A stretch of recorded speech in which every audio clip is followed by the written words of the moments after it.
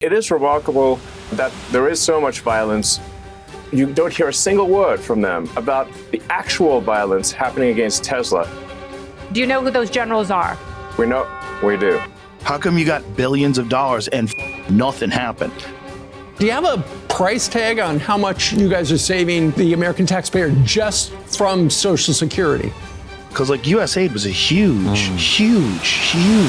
I've noticed in the past you seem incapable of being risk averse. What kind of advice would you give to a young person whose fear of failure keeps them from taking risks that would actually enrich their lives, whether it's career or personal life? When thinking about fear, look fear straight in the eye, and it will disappear. The nature of fear is that people don't look at it. Look at it directly, and it will be gone. You said the other day you uncovered some evidence that there was massive Social Security fraud and that arrests were imminent. Yes. What can you tell us about that? And what can you tell us about what you've seen politicians do to make massive amounts of money off of the federal government, like Nancy Pelosi? We've encountered, there's really so much for it. It's deciding what should be prosecuted first, because it's such a long list. You have to actually prioritize the list. We convey the list to the Department of Justice. The DOJ has a process that they go through to review and think about it. The wheels of justice turn slowly. In fact, obviously, I have a maniacal sense of urgency. So to me, when I see that terrible fraud has happened, I'm like, why haven't we arrested someone already? I think the person that stole 400,000 Social Security numbers, at least, maybe more, will be arrested hopefully this week. With respect to the non-governmental organizations, fake NGOs, I think there needs to be a number of arrests in that regard as well, because these are fake charities where mostly Democrats, I want to be clear, there's sometimes a little bit of Republican in there because they sometimes throw the Republicans a bone to say, hey, be quiet about this. So that's where you start getting the uniparty thing going on. Mm-hmm. But it is overwhelmingly to Democrats, and they give billions of dollars to NGOs run by Democrats that then go through a whole network of additional NGOs. It's a giant money laundering scheme. Really, at this point, I think the word NGO and money laundering are almost synonymous. Okay. Let's talk a little bit about some of the anti-Tesla violence. Your car company... Yeah, it's unbelievable. Yeah, I mean, it was a leftist dream come true. It was technologically advanced. The word of mouth was better than any car company, arguably, on the market. And now the left is trying to make it a pariah by tying their anti-Elon politics to violence. How do you talk the unhinged off the ledge, and how do you counter that violence that you're seeing at Tesla dealership? Yes, it is remarkable that there is so much violence. You know, people have burnt cars, they've fired bullets into dealerships, they've scratched swastikas into Teslas of the innocent people that they're just going about their lives. They've done nothing wrong. And Tesla's done nothing wrong as a company. And so I find it ironic and incredibly hypocritical that the same Democrat politicians who would want to throw someone in prison for 20 years simply for watching things at January 6th, but not actually doing any violence, you don't hear a single word from them about the actual violence happening against Tesla. What incredible hypocrites they are. It's outrageous. I mean, really, this is fundamentally a case of terrorism.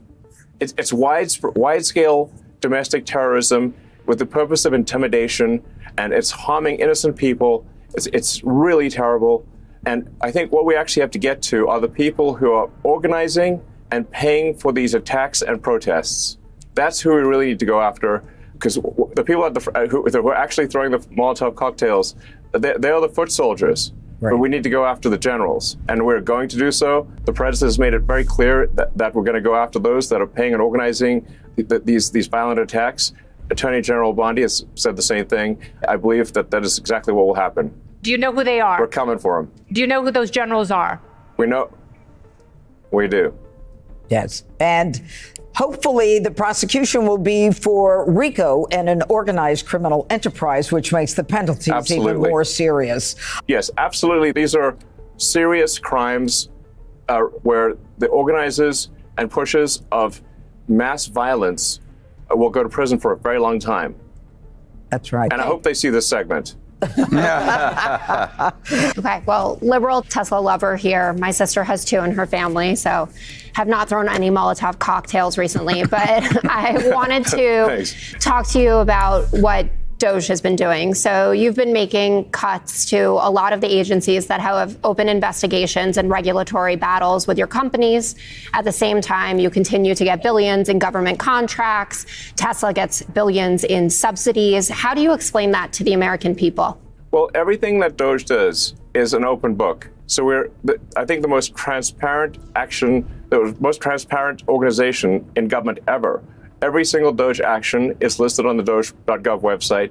It's also listed on the X handle. So if anyone has a concern about any one of those actions, they can bring that up, they can raise that. Sometimes we make a mistake. Nobody bats 1,000. We will at times make a mistake. We'll act very quickly to correct it. I am under such an extreme spotlight, so much scrutiny, that it's literally impossible for me to get away with anything nefarious, and nor do I wish to. So this is a case where we have radical transparency. We're actually willing to admit that we do make mistakes. Often people are not willing to admit they make mistakes, but we are. We want to emphasize we fix them quickly, and we're trying to do the right thing for the American taxpayer, for the American people. And I think history will be the judge that what we've done here and what we're doing is a very good thing for the strength and future of America. When he keeps finding all of these companies that are getting like $1 billion here and $2 billion there, and all, like the Stacey Abrams one where they're going to give energy efficient appliances to poor people. Yeah. $2 billion. Yeah. It's like, what did you do? Like, what did you do?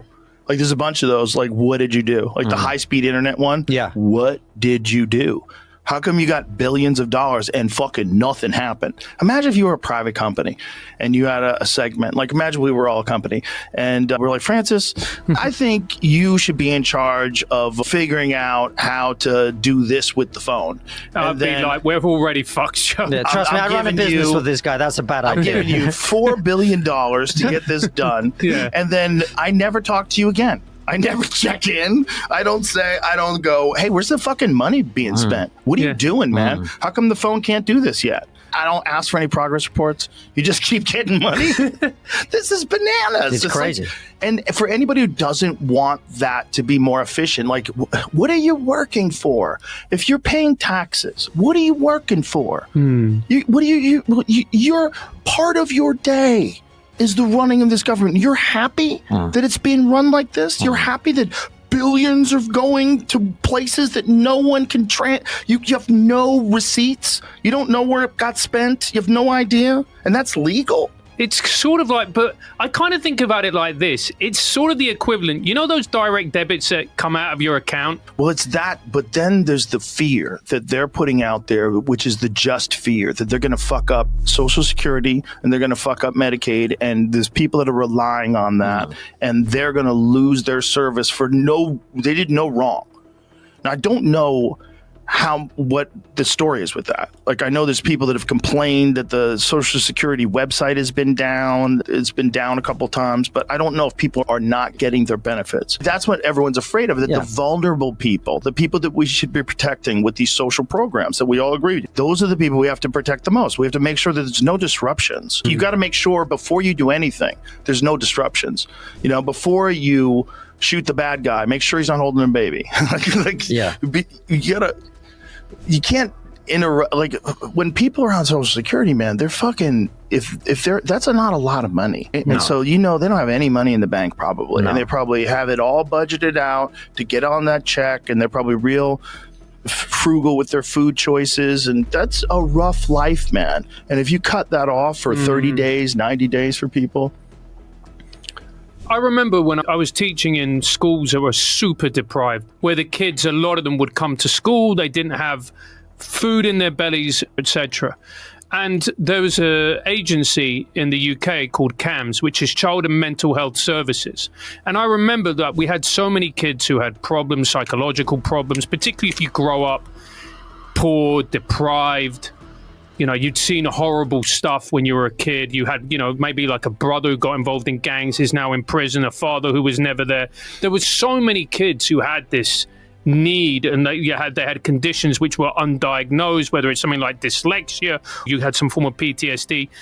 And you had this agency which brought counselors in, which brought psychologists in and psychiatrists who were experts at dealing with kids. I just remember, because of austerity, this agency got cut after cut after cut. And you're looking at it and you're going, like, I understand we need to cut. I understand we're running at a deficit. But there needs to be balance as well, because when you're looking at those type of agencies, they're really important. Yeah. Also, if you invest that money and you're able to support those kids, they're far more likely when they leave school to be a healthy, happier member of society that's going to contribute tax pounds sterling or tax dollars. Do you think it's a reasonable request to have something that does that? Something that helps feed poor kids, helps educate people, genuinely helps communities all around the world, completely separate from all the other stuff that agency does? Because like USAID was a huge, gigantic organization of a bunch of different entities, right? Which did some good stuff and a lot of crazy shit.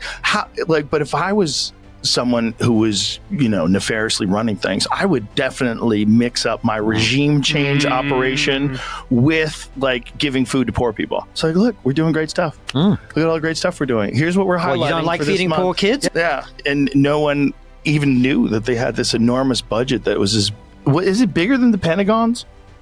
Was USAID's budget bigger than the Pentagon's? No? No, it's what is 0.6% of the budget or something. What was USAID's budget? Yeah, it's 0.6% of the budget. $21.7 billion for the fiscal year of 2024, 0.3% of the $6.8 trillion overall federal budget. 6 point what trillion? That's so crazy. Yeah. So you just think that money, how much of that money is fraud and waste? At the very least, someone needs to go in and audit and go, hey, Wells, good. Giving these people arms because you want them to overthrow that government, that's probably not so good. Or maybe it is good. Or maybe it is good. Maybe it is good. That's the problem. Yeah. It's like you talk to guys like Mike Baker, who is very kind of stoic about all this. It's like, you have no choice. Like, you need to get these people on your side in certain parts of the world, and this is just how it works. And if you don't do that, then China does or Russia does, and it gets even worse for you. Yeah, because that's also the thing we don't get. Okay, this Nigerian journalist. Poor Nigerians are so industrious. They still run some of the best fucking scams. Nigerian journalist falsely claims USAID budget larger than CIA, State Department combined. That's a big lesson, and if you're going to lie, make it believable. You know what I mean? Don't go too big. Isn't it crazy that as much money as they got, what was it? How much billion? 21 billion. Still, it's a pittance. It is. That's a pittance compared to the other things. You boys have a lot of money, Joe. Isn't that nuts? And we just keep making it. Yeah. Just keep. Do you know what's bigger than your defense budget? Your interest debt on the interest. Whoopsies. Yeah. And this is a difficulty about it, because we've got the same problem in European countries as well. It's like, you're not only going to deal with this by dealing with fraud and waste. We're actually going to have to not do some shit that we really want to do, because we have been spending like crazy everywhere. And when we, like in the UK, when I look at those, I think we need that in the UK 100%. And some of it is going to have to, it might overreach, then you pull it back. You got to make sure it's done properly. But we're not going to get away from this, man. We have been living beyond our means for decades now. Well, you can't have no oversight of government spending. I think we're learning that. I think you have to. That's controversial, mate. I go crazy to say that that's controversial, but it is controversial to say. And I would be saying it no matter who the fuck is in charge. That's right. It's just, as human beings, you can't let people have that much control over your money, because they'll just decide they need more. And what do they always want to do? Always. They want to raise taxes on the rich. What they never want to do is slash inefficiency and waste, because that's what pays them. That's their fucking system. They're locked into this system. They're the last people who should be commenting on it, because it's literally what pays you. Like, I can't trust you. Like, you need more taxes? Is that what you need? Dad, I need more fucking money. These fucking business assholes are trying to fuck me, and I'm going to buy them out now. Like, okay, son, here. We cut you a check. Get the fuck out of here. They're completely insane. Elon Musk's special government tenure is coming to an end, 130 days, I think another month. Yeah. Do you want him to stay longer, or is it time for him to go back to running his companies in Europe? Well, I think he's amazing, but I also think he's got a big company to run. And so at some point he's going to be going back. He wants to. You want to keep him around? But, I'd keep him as long as I could keep him. He's a very talented guy. You know, I love very smart people. And he's very smart. And he's done a good job. You know, Doge has, we found numbers that nobody can even believe, like 400 billion, 500 billion. It could be close to $1 trillion by the time they end on different things. And he's led the charge. And you've seen a lot of his people. And these are people that joined up. I would say the high IQ people. I like high IQ people. And they've done a great job. No, at some point, Elon's going to want to go back to his company. I will say he's got, despite the way he's been treated, so he's an American patriot, but the way he's been treated with Tesla is just terrible. It's just terrible. In fact, you have a Tesla, and you love it.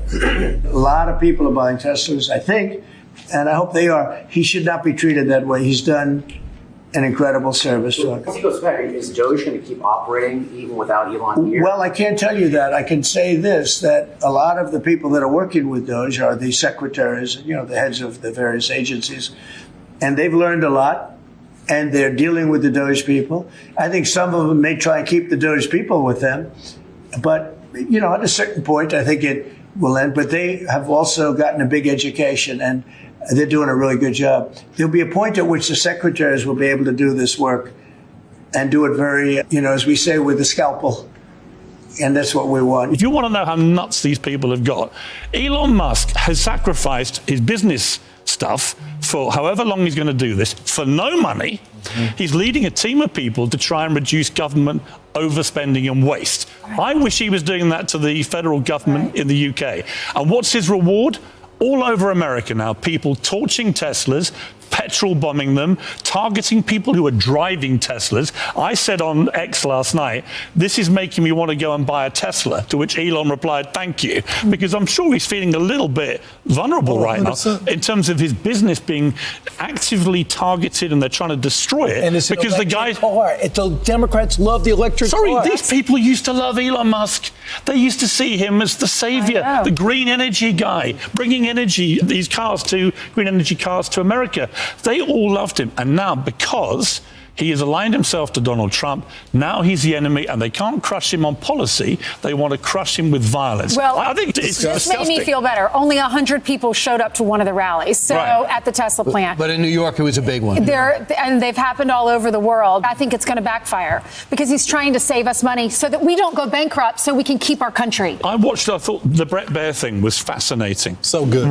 Really good, wasn't it? With Elon and all those other business leaders who have all given up their time.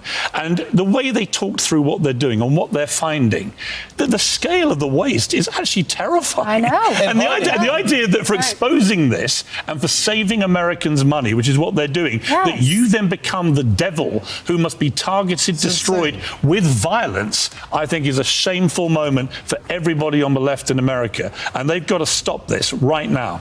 We started at the top of the system, mapping the whole system of Social Security to understand where all the fraud was. And there's a lot of great people there that showed us a lot of waste. And so that came up with a big list of stuff they're working on. You've heard some of that already. But this is what jumped out at us. When we saw these numbers, we were like, what is this? In 21, you see 270,000 people, goes all the way to 2.1 million in 24. These are non-citizens that are getting Social Security numbers. Yeah, this is a mind-blowing chart. This literally blew us away. Like, we went there to find fraud, and we found this by accident. And this isn't political, by the way. This country's been great to us. I'm pro-legal immigration. This is not political. This is about America and the future of America. And there are a lot of good people in the system that pointed this in this direction. I want to honor them right now. That work in the government today, who took risks to show us these numbers and tell us what's going on. Yeah. So I want to stop for a minute. I want to honor those people today. Very good people. Very good people. I have been from D.C. to Social Security offices to the border to track this down, and very good people have helped us along the way. I want to thank them. Yeah. This number, what this is is when you come in the country, if you're an illegal, there's a couple ways to come in. You come in through a port of entry, and you can tell them you're afraid, and they'll give you an asylum case. You'll get an interview, then you get in. That's one way to do it. Another way to do it is to just go to the border. Literally, this happened. I talked to Border Patrol myself. Elon was there too. I went to Laredo, and I went to Bronzeville. Elon went to Eagle Pass. You walk up to a Border Patrol officer, and you tell them you want to come in. They have a couple of choices. They could charge you with a misdemeanor or a felony under 1325, or they can make it an administrative offense, like a parking ticket, basically. They were told to do that, make it an administrative offense under the last administration. And then you go walk across the border, they do what's called a release your own recognizance, and they give you an NTA, a notice to appear, which to appear to judge. The wait times on judges are like average 6 years. Look at Grok, you'll see it on immigration judges. There's only 700 of them. This is 5.5 million people, okay? So what happens then? Once you're in the country and you got asylum through one of these pathways, and we map the whole thing out, you can apply for a work document. You file a 765, it's the work form. You get this form called the 766, that's the authorization, and then Social Security Administration automatically sends you in the mail your Social Security number. No interview, no ID. It wasn't asleep. They weren't asleep at the switch. It was a massive, large-scale program to import as many illegals as possible, ultimately to change the entire voting map of the United States and disenfranchise the American people and make it a permanent, deep blue, one-party state from which there would be no escape. Look, if I hadn't seen this myself, I'm not sure I'd have believed it. I went through it myself and mapped it, and Elon is right. This is true. The defaults in the system from Social Security to all of the benefit programs have been set to max inclusion, max pay for these people, and minimum collection. That's what's happening. We found 1.3 million of them already on Medicaid, as an example. We've gone through, on every benefit program we went through, we found groups from this particular group of people, this 5.5 million people, in those benefit programs. And then what was really, really disturbing us was why. We're asking ourselves why. Right. And so we actually just took a sample and looked at voter registration records. And we found people here registered to vote in this population, yes. And who did vote? And we found some by sampling that actually did vote. And we have referred them to prosecution at the Homeland Security Investigation Service. Yeah. Already, that is already happening. Valor CEO and Doge volunteer Antonio Gracias, the guy you just saw, was just with Musk in Wisconsin over the weekend. He joins us from the North Lawn. Antonio, good morning to you. Good morning, Steve. That's a jaw-dropping number. Where did all those people come from?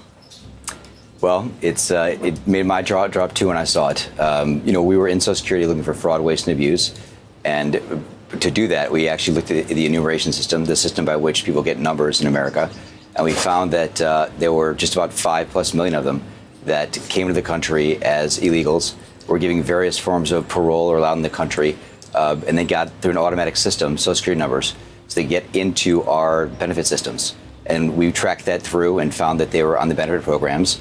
And just because we were curious, we then looked to see if they were on the voter rolls. And we found in a handful of cooperative states that there were thousands of them on the voter rolls, and that many of them had voted.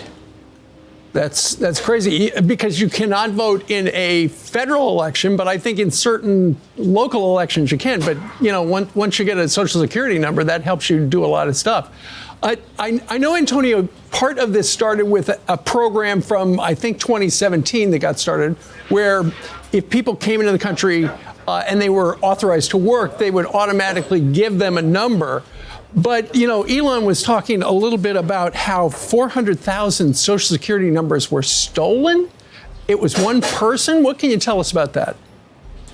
That's an ongoing investigation, so I don't know how much I can tell you. But we did find, as we looked through the programs, a particular employee that had actually sent themselves Social Security numbers through their email for reasons we don't understand, but clearly nefarious. Yeah, it does sound like it. So let me ask you this, Antonio. Have you figured out, you saw these millions of people, non-citizens, on the Social Security rolls. Did they get benefits? Yes, we actually tracked them through the benefit programs. We found them in virtually all the benefit programs. And one statistic for you is we found 1.3 million of them on Medicare. Wow. Yeah. So what's going to happen to those people? Look, we referred people that were registered to vote, which is a federal crime, and people that voted to ICE, to DHS, and to the DOJ. They've committed to prosecute. And I think it's super important to point out here that none of this would have happened without President Trump. I mean, President Trump had the courage to allow us to go across databases. He signed an executive order. It's never been done before, where agencies could talk to each other and databases could talk to each other. That allowed us to connect all this data to find these people across the system, across the benefit system, all the way to the voting records. Yeah. It really took a lot of courage. Hey, Antonio, you're a big shot business guy. You know what you're doing in your business. When you went in, I can't think of the last time somebody essentially audited the Social Security Administration, aside from the federal government. But, they've got all these kind of antiquated, crazy rules. Like, I know you uncovered millions of people over the age of 120 and just recently kicked them off the rolls, right? Yes, that's correct. We did an audit of the entire system, enumeration system for Social Security. And look, the reality is the people in the government know this. There are many, very good people that are helping us. We couldn't have found this stuff without them. We need them to point us in the right direction, and then we looked at the data. So, if you ask people the right questions, they will give you the answers, and they want to help. Yeah. Antonio, exit question for you. Given all of the abuses you've already found and these people who are getting federal benefits who should not, do you have a price tag on how much you guys are saving the American taxpayer just from Social Security? I mean, look, it's in the billions. You saw the fraud on the phone lines itself. That was about $1.5 billion. And I would guess at Social Security already we're north of $10 billion. Okay. Well, the meter's running. Antonio, thank you very much for joining us, and thanks for volunteering. Thank you, sir.